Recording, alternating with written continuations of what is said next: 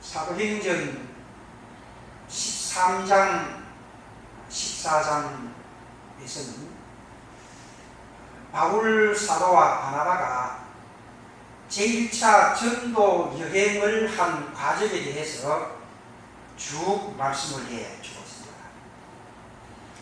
그래서 주후 47년부터 49년까지 바울과 바나바가 1차 전도 여행을 하고 이제 다시 수리아 안디옥으로 돌아오게 됩니다. 그리고 14장 마지막 28절에 보면 제자들과 함께 오랫동안 이 안디옥 수리아에 머물게 되었습니다. 그런데 이 수리아 안디옥 지방에 바울과 바나바가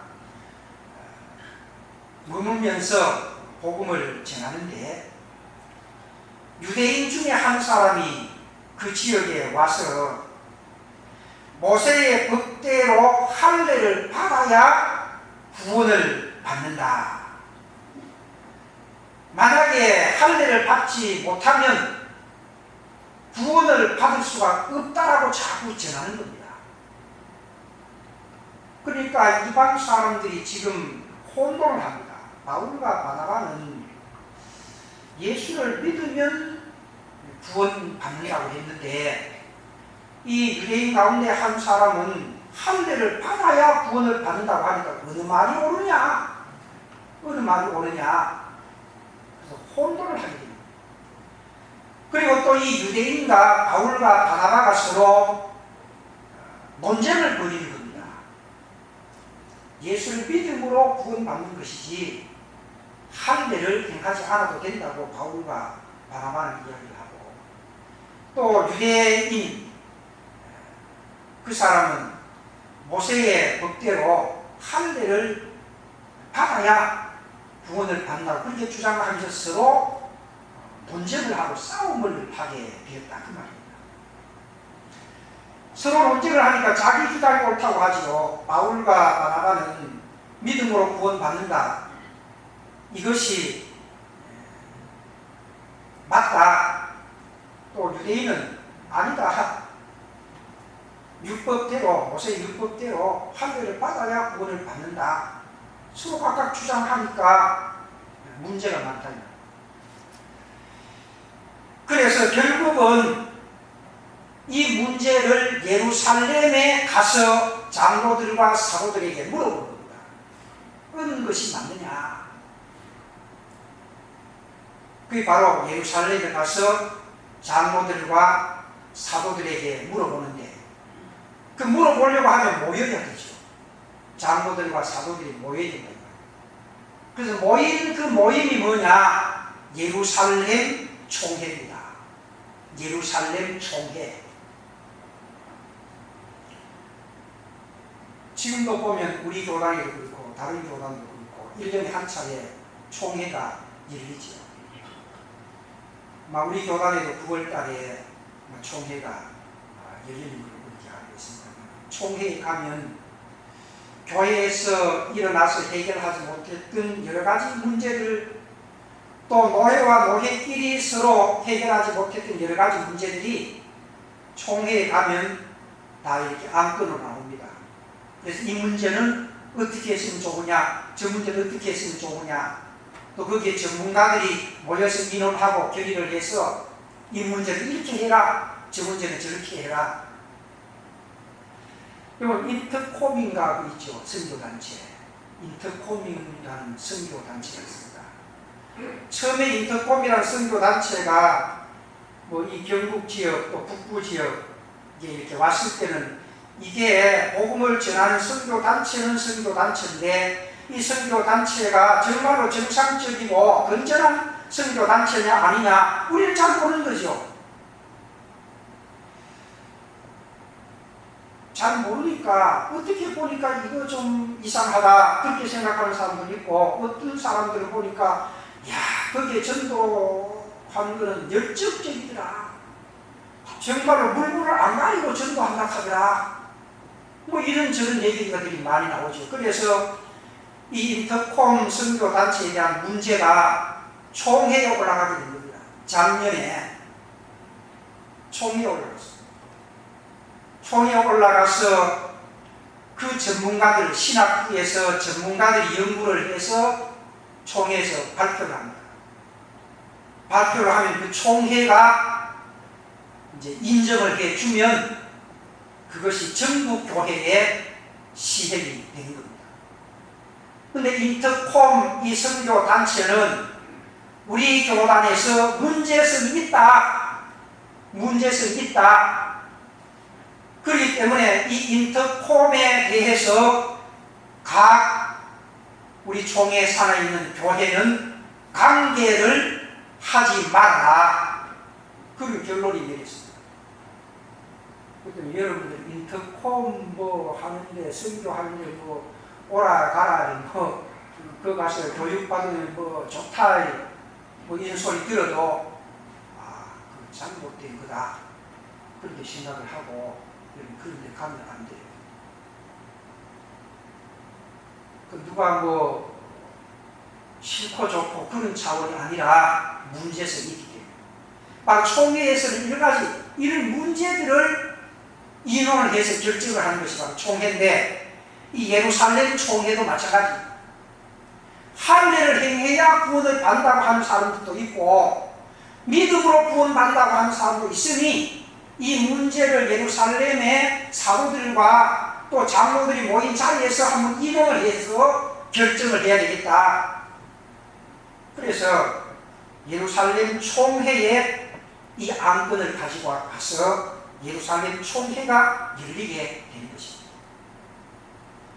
그래서 15장에 와서는 예루살렘 총회에서 결정한 내용들을 쭉 말씀을 해 준 것이 이 사도행전 15장에 나타나는 내용입니다. 읽기는 11절까지밖에 읽지 않았습니다만 여러분에게 말씀을 드리려고 하는 내용은 이 15장에 나타나는 전체적인 내용입니다. 그렇게 기억을 하시고 말씀을 드리시기 바랍니다. 그러면 먼저 예루살렘 총회의 이 안건을 가지고 가서 의논을 했습니다. 회의하는 주제가 뭐냐? 할례를 받아야 이방 사람들이 할례를 받아야 구원을 받느냐 하는 문제입니다. 그 문제를 가지고 의논을 쭉 하는 거죠.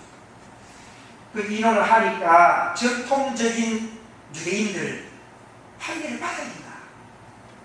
그렇게 주장하는 겁니다. 전통적인 유대인들. 또 할례파가 있잖아요. 할례파는 할례 문제 때문에 할례파가 생겼으니까 할례파에 속한 사람들도 할례를 받아야 구원받는다. 그렇게 주장하는 겁니다. 그리고 바리새인 여기 오늘 본문에도 보면 어제 말씀 가운데 그런 말씀이 있습니다. 바리새파 중에 어떤 믿는 사람들이 일어나 말하되 이방인에게 할례를 행하고 모세의 율법을 지키라 명하는 것이 마땅하다.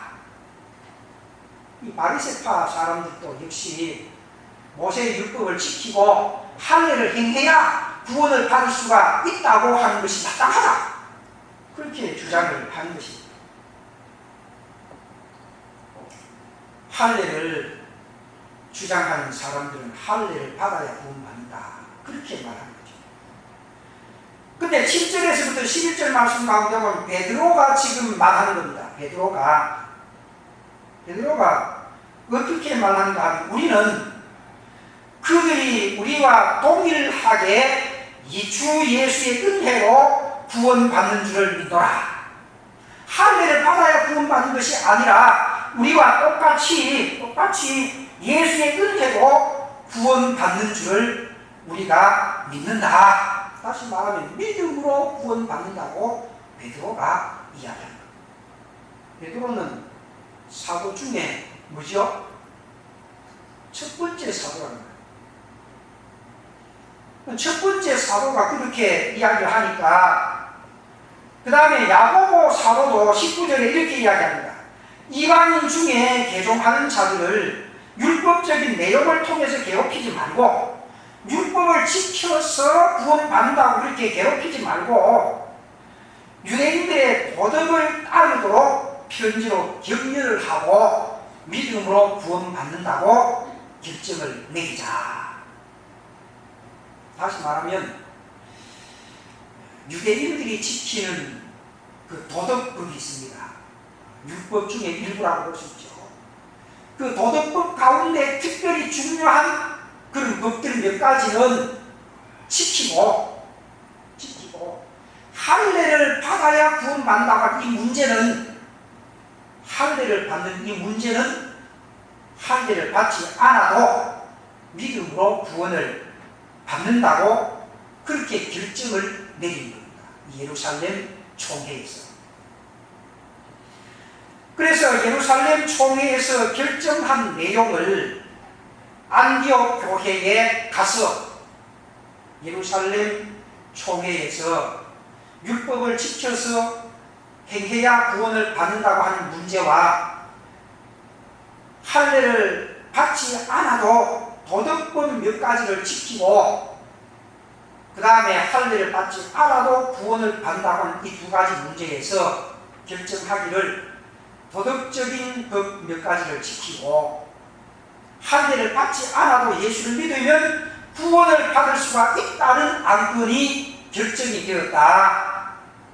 그렇게 이야기합니다.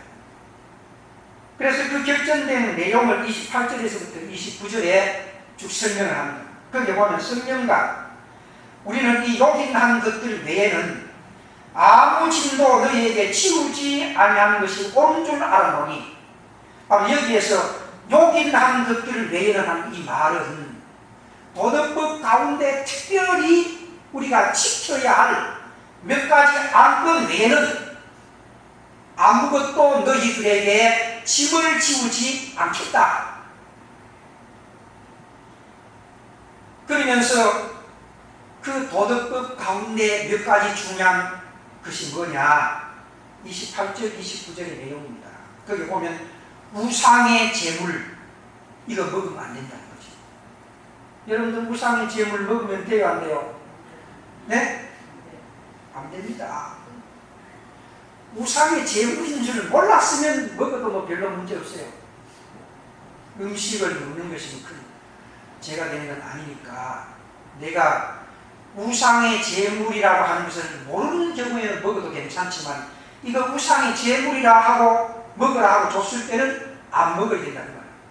그래서 중요한 문제, 우상의 제물을 먹는 문제와 그 다음에 피와 목매어 죽인 그 피 있잖아요. 목매어 죽여서 있는 피, 그거 먹지 말아요. 그거 먹지 말고 음행을 멀리 할지니라. 음행 멀리 할지니라. 이에 스스로 상가면 잘 되리라. 평안함을 원하노라.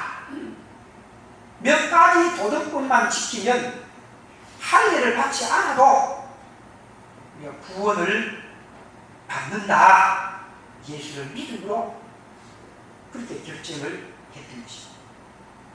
오늘 우리들도 예수를 믿음으로 구원을 받지요. 예수를 믿음으로 구원받지만은 그러나 구원받은 성도들이 교회 생활을 하고 또 신앙생활 할 때에 지켜야 할 도덕법들이 있습니다. 도덕법들이 있습니다. 대한예수교 장로의 헌법에 보면 지켜야 할 법들이 있다는 말입니다. 근데 그 법을 지켜야 돼요. 믿음으로 구원받았으면 되는데 뭐 이런 법 저런 법을 지키라고 하느냐? 아닙니다. 그런 법을 지켜야 우리가 믿음으로 구원받은 성도들로서 하나님께 영광이 되고 또 다른 안 믿는 불신자들에게 본이 되고 빛이 되기 때문에 그걸 지키라. 그걸 지킬 줄 알아요. 그래서 유대인들과 이방인들 사이에 불편스러웠던 그 관계를 잘 해결을 해서 평안하도록 그렇게 해주었다. 안동노예하고 경안노예하고 문제가 일어났습니다. 옛날에 그런 문제가 일어났습니다. 근데 서로 안동노회는 안동노회가 맞다고 하고 경안노회는 경안노회가 맞다고 하니까 어느 것이 맞는지 잘 모르잖아. 그래 총회에 가는 겁니다. 총회 가서 이제 문제를 다루는 거죠. 중개 역할을 하는 중개 역할 총회에서. 그러니까 안동노회에서는 이렇게 하시오. 경안노회에서는 저렇게 하시오. 오케이? 오케이. 오케이. 그래서 그렇게 하라고 지시합니다. 그래 문제가 해결된다고 해결된다 문제가. 그래서 할례를 행해야 구원을 받느냐, 믿음으로 구원 받느냐, 이 문제에 있어서 해결을 어떻게 했느냐, 도덕법 몇 가지를 지키면 믿음으로 구원 받을 수 있다. 할례를 행하지 않아도 된다. 그렇게 결정을 내렸다. 그럼 두 번째는 예루살렘 총회에서 이렇게 결정을 내렸는데 이런 결정에 대해서 어떤 반응을 가져갑니다. 성도님들 앞에 이런 얘기를 하기가 좀 거북합니다만 우리 교단에도 보면 큰 교회가 문제가 돼서 총회에 문제가 올라와서 결정하는 과정에서 이렇게 했으면 좋겠다 결의를 해서 지 교회에 통보를 했는데도 불구하고 지 교회에서 마음에 안 든다고 해가지고 그 통보한 그 결의한 안건에 대해서 거부를 하는 그런 경우들이 있습니다. 지금도 거부해가지고 어려움을 당하는데 결국은 거부를 하게 되면 교회만 어려움을 당하게 됩니다. 교회만 어려움을 당하고 세상 사람들에게, 동네 사람들에게 교회만 요구를 묻는 거예요. 그렇기 때문에 어떻게 하든지 교회는 이런 불미스러운 일들이 일어나지 않으니까. 불미스러운 일들이 일어나면 우리가 수십 년 교회를 위해서 전도하고 기도하고 했던 것이 이런 불미스러운 일들 한 번만 일어나면 교회 이미지가 다 떨어져 버립니다. 며칠 전에 어떤 방송인지 모르겠습니다만 방송에서 김동길 교수 잘 아지 않습니까? 그분이 나오셔서 뭐 이야기를 하는 중에 이런 얘기하는 것을 들어봤습니다. 교회 이름은 사랑의 교회인데 싸우기만 잘해요. 가슴이 뜨거워요. 우리 교단에서 지금 제일 큰 교회 아닙니까? 사랑의 교회. 사랑의 교회 이미지가 좋지 않습니까? 지금까지. 안 그래요? 서울의 사랑의 교회. 그 사랑의 교회라는 브랜드로 각 지역에도 사랑의 교회라는 교회만 세워놓으면 다른 사람들이 많이 온다는 겁니다. 유명상표지고. 근데 교회 이름은 사랑의 교회인데 싸움만 하더라. 얼마나 하나님과 가립니까? 그분도 예수 믿는 분이라고 이야기하는데 그분 한 말이 잘못된 말이 아니라 우리가 그렇지 않도록 해야 된다. 우리가 그렇지 않도록. 쌓아봤자 덕되는 것은 아무것도 없습니다. 오히려 세상 사람들에게 손가락질 당하고 지탄되는 거지. 아무 유익이 없다. 그래서 예루살렘 총회에서 결의한 상황을 지금 이 안디옥 교회에 이야기를 합니다. 유대인이 와가지고 할례를 받아야 구원받는다고 이렇게 주장을 하고 또 바울은 믿음으로 구원받는다고 하는데 결정된 사항은 믿음으로 구원을 받는데 단 몇 가지 도덕법, 우상의 제물 먹는 문제, 목매어 죽인 그 피 먹는 문제, 음행하는 이 문제만 조심을 하고 할례는 받지 않아도 된다. 그렇게 결의를 했는 것을 통보를 하니까 그 안디옥 교회 성도들이 30절 말씀 가운데 그들이 작별하고 안디옥에 내려와 무리를 모은 후에 편지를 전하니, 결정된 사항을 전하니 31절 말씀에 읽고 그 위로한 말을 기뻐하더라. 결정된 사항을 다 기쁘게 받아들였단 말이에요. 이 은혜로운 거예요.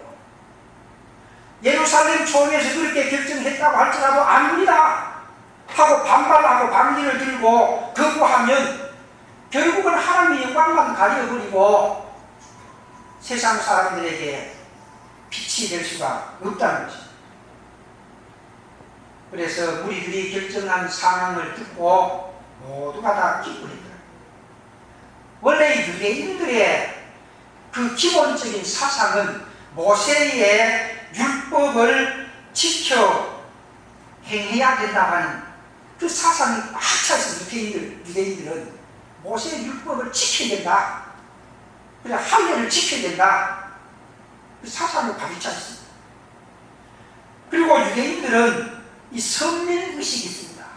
그래서 우리 유대인들은 하나님께로부터 특별히 선택을 받은 민족이다 하는 자부심이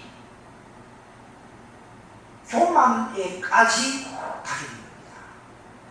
그래서 유대인들은 다른 이방 사람들을 뭐 취급도 안 했다 했어요? 사람 취급도 안 했다는 말입니다. 좀 심하게 피하면 예 취급했다는 말입니다. 뭐예요 이게 바로?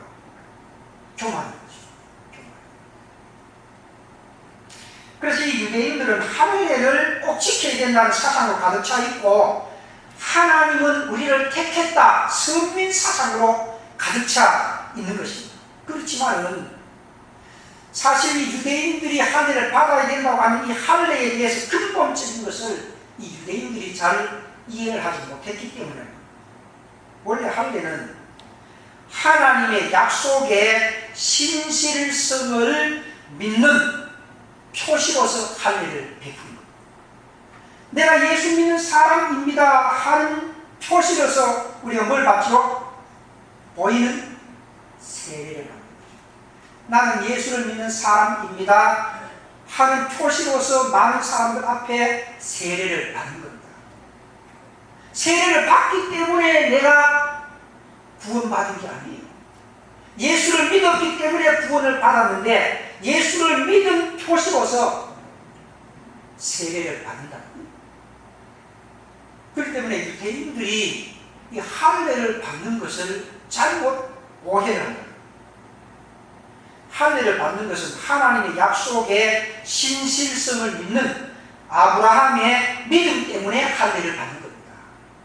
아브라함이 하나님을 믿음으로 그 믿음의 표시로서 할례를 준 거라고요. 우리가 예수를 믿는 믿음의 표시로서 세례를 받는 것과 똑같은 거예요.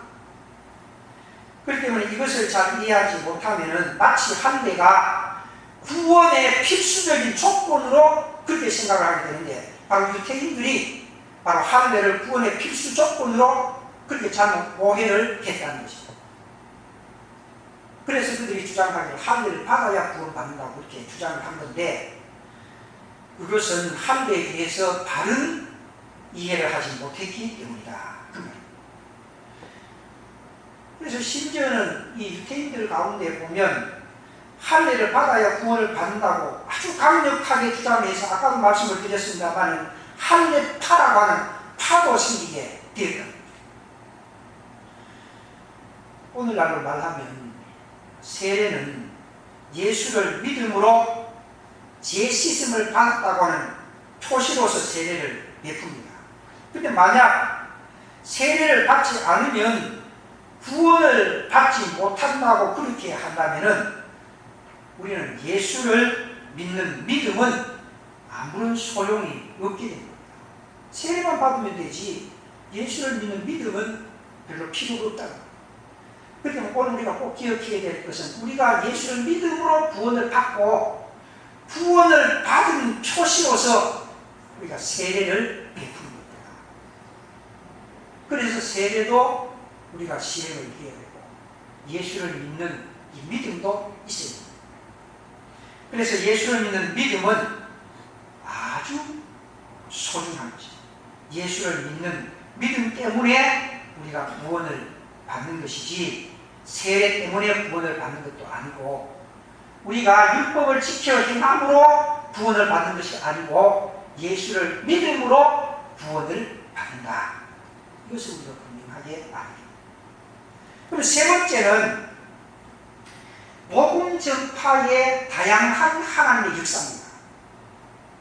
오늘 우리들도 예수를 믿고 구원받고 하는 이 문제에 있어서 각각 사람에 따라서 다양한 방법으로 우리가 구원을 받는 경우도 있습니다.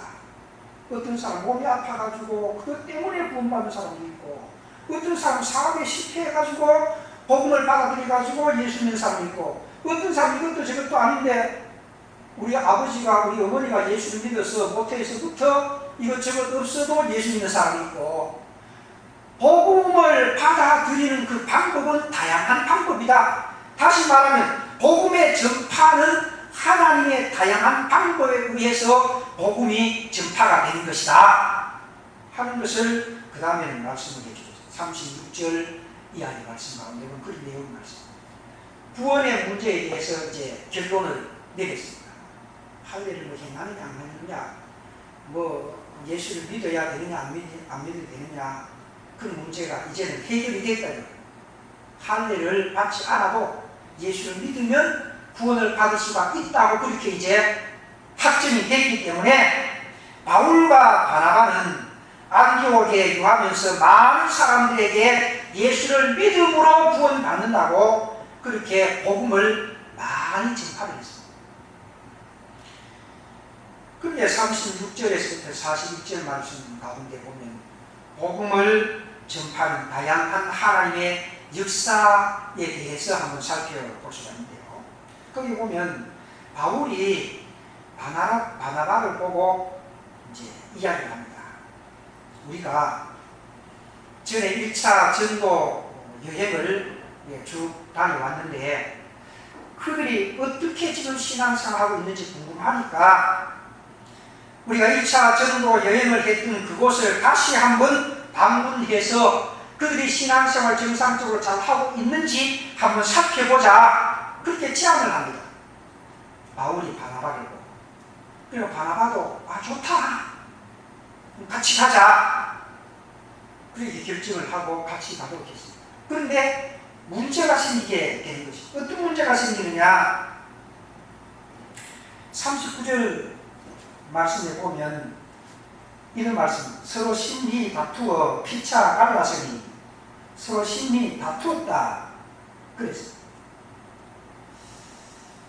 우리가 1차 전도 여행을 했던 그 지역을 다시 한번 살펴보면서 신앙생활을 어떻게 하고 있는지 돌아보자 했을 때는 다 오케이 했습니다.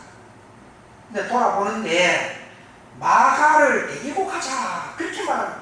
바나바가 마가를 데리고 가자. 그 바나바하고 마가하고는 생질간입니다. 생질간. 그리고 생각할 때 생질이니까 그래 내하고 좀 가까울 거 아닙니까? 가깝다는 거. 근데 바울은 아니다. 마가를 데리고 가면 안 된다. 그런다 그 말입니다. 그래서 싸우는 겁니다. 지금 바나바하고 바울하고가 싸웁니다. 마가를 데리고 가자. 데리고 가면 안 된다. 데려가면 좋지 또 왜 바울은 그들이 안 된다고 하느냐. 여러분들도 마찬가지입니다. 여러분들도 교회 생활하면서 또 사회생활 하면서 어떤 문제가 일어났을 때 한쪽만 생각하면 그쪽이 다 맞아요. 그러니까 항상 두 쪽을 다 생각해봐야 돼요. 이 사람 하는 말도 들어보고 저 사람 하는 말도 들어봐야 된다는 말입니다. 바나바가 마가를 데리고 가자 하면 우리가 들었을 때는 데리고 가면 좋지 뭐 그 생각할 수 있어요. 그런데 바울은 데리고 가지 말자는데 이상하네. 바울 사도가 그렇게 복음을 전파하는데 왜 데리고 가면 좋지? 왜 안 된다고 하지? 그리고 바울을 안 좋게만 생각하는 경우도 있겠죠. 두 쪽을 다 바나바의 말도 들어보고 또 바울의 말도 들어봐야 돼요. 그럼 바울은 왜 싫어하느냐 그 말이에요. 바울은 왜 싫어하느냐. 이 마가가 1차 전도 여행 때 처음에는 같이 갔어요. 같이 갔는데 밤비리아에서 복음을 전하다가 마가가 힘든다고 해가지고 나 못하겠다 하고 막 돌아가 버렸다 이 말입니다. 그러니까 바울이 볼 때는 이번에도 같이 가자고 해서 같이 가다가 힘든다고 해서 아니 난 못하겠다고 하고 중간에서 포기해버리면 좋지 않다는 말이죠. 과거에 그런 일이 있었기 때문에. 그러니까 바울은 또 데리고 갔다가 중간에서 나는 도저히 안 되겠다 못하겠다 하고 포기해버리면 입장이 참 곤란하니까 데리고 가는 것이 좋지 않다. 그렇게 서로 인원이 갈라집니다. 그래서 심히 다투고 싸웠다.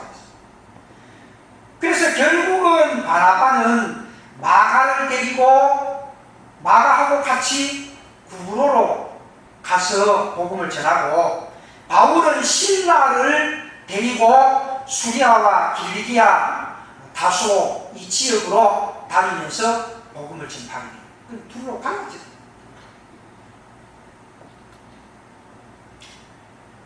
대한예수교 장로회 합동과 통합이 44총회인가 그 총회에서 갈라졌습니다. 원래 하나였습니다. 예천교에서 우리 교회를 개척했지 않습니까? 원래 예천교와 우리 교회하고 같은 한 교단이었다 이 말입니다. 근데 갈라졌습니다. 근데 처음에 갈라지기 전에는 갈라질 때 그거 생각하면 안 된다 이거 뭐 싸움하고. 근데 갈라지고 나서 지금 이렇게 생각해 보면 하나님의 뜻이 있는가 보다. 좋게 또 평가를 한다는 겁니다. 그래서 바울과 바나바가 복음 전파하는 이 문제로 인해서 마가를 데리고 가자 데리고 가지 말자 하는 이 문제로 심히 다툴 때 그때는 상당히 좀 좋지 않았죠. 그렇지만은 바나바는 마가를 데리고 구브로로 가서 또 전도를 하고 바울은 실라를 데리고 길리기아 또 다소 이런 지역으로 가서 복음을 전하므로 복음이 이제는 한쪽으로만 가서 전도하는 것이 아니라 양방향으로 가서 복음을 전하니까 훨씬 더 복음 전파가 어떻습니까? 빠르다 그 말입니다. 빠르다. 미국의 선교사들이 우리 조선에 와서 선교 활동을 하는데 장로교 선교사들도 조선 땅에 오고 감리교 선교사들도 조선 땅에 오고 침례교 선교사들도 조선 땅에 오니까 그 사람들이 전부 다 한쪽에 가서만 전도하면 별로 효과가 없잖아요. 오히려 더 싸움만 하지. 우리 장로교가 좋다, 침례교 좋다, 감리교 좋다 싸움을 하니까 지역을 나누는 겁니다. 장로교는 영남 지역에 가서 전도하자. 그래서 이 영남 지역에는 장로교가 굉장히 많아요. 그리고 충청도, 강원도 이 지역에는 감리교 선교사가 가서 전도합니다. 그리고 충청도, 강원도 지역은 감리교 교인들이 많아요. 지역을 나누어서 전도를 하니까 짧은 시간이지만 전국적으로 전도가 더 빠른 거죠. 그러니까 마찬가지로 처음에는 바나바와 바울이 같이 일행이 돼가지고 한쪽 길로만 전도를 했지만은 이제는 바나바는 마가를 데리고 또 바울은 실라를 데리고 이제 양방향으로 전도를 하게 되니까 오히려 복음 전파에 훨씬 더 넓은 그런 복음 전파가 될 수가 있었다. 그런 차원에서 하나님의 복음 전파의 역사는 우리가 생각하는 것처럼 그런 것이 아니라 여러 가지 다양한 방법을 통해서 복음을 전파하게 되는 것이다 하는 것을 우리에게 보여주고 있습니다. 그래서 결국은 복음 전파에 유리하도록 그렇게 하나님께서 역사를 하셨다는 겁니다. 그렇다고 하면 오늘 우리도 마찬가지입니다. 우리들도 교회에서 같이 신앙생활하면서 이 사람 이 주장하고 저 사람 저 주장하고 그렇게 해서 혹시 문제가 생겨서 어떤 방법이 두 가지 방법으로 갈라졌을 때 여기에도 하나님의 뜻이 있는가 보다 그렇게 생각하고 우리가 그 하나님의 뜻에 순종하는 그 모습도 중요합니다. 싸웠지. 서로가 싸웠어요. 싸우면 뭐 전도하다가 싸울 필요가 뭐 있느냐고. 나도 전도 안 한다. 너도 전도 안 한다. 그러니 문제가 되는 거죠. 싸움하는 그 싸움 속에서도 복음의 전파는 계속 되어졌다는 거죠. 싸우는 가운데도 복음 전파는 계속됩니다. 중요한 문제는 뭐냐? 결국은 싸우는 것이 어떤 사람의 어떤 개인적인 어떤 문제 때문이 아니라 결국은 하나님의 복음 전파에 유익하기 때문에 하나님께서 그렇게 역사를 하셨답니다. 그래서 어떤 경우에도 복음 전파는 중단할 수가 없다. 그래서 하나님께서 지금도 역시 마찬가지입니다. 지금도 하나님께서 이 복음의 역사를 이렇게 나갈 때는 단순하게 우리가 생각하는 것처럼 그런 쪽으로만 역사하는 것이 아니고 하나님께서는 다양한 방법을 통해서 복음의 역사가 일어난다는 것입니다. 어떤 사람은 그래요. 우리 주위에도 예수 믿을 사람이 많이 있는데는 뭐 우리 주위에도 전도 못하면서 멀리 뭐 전도할 필요가 뭐 있겠느냐 그렇게 이야기하는 사람도 있어요. 하나님의 역사는 우리 주위에도 전도해야 되겠지만 저 멀리 다른 나라의 사람들에게도 전도를 해야 되기 때문에 하나님께서는 그런 길을 열어주어서 지금 우리나라에도 예수 안 믿는 사람이 많이 있지만은 외국에 또 선교사분들도 많이 파송을 해서 외국 사람들도 전도하고 예수를 믿으라고 이렇게 복음의 역사를 하는 겁니다. 하나님의 복음의 역사는 우리가 생각하는 것처럼 단순한 것이 아니라 다양한 방법으로 복음의 역사가 이루어져 나간다는 것을 우리가 기억하고 우리가 어떤 문제가 있다고 할지라도 우리가 결코 중단할 수가 없는 것은 복음을 전파하는 일이다. 그래서 우리 교회도 끊임없이 복음을 전파할 수 있는 그런 교회가 되시기를 주님의 이름으로 축원합니다.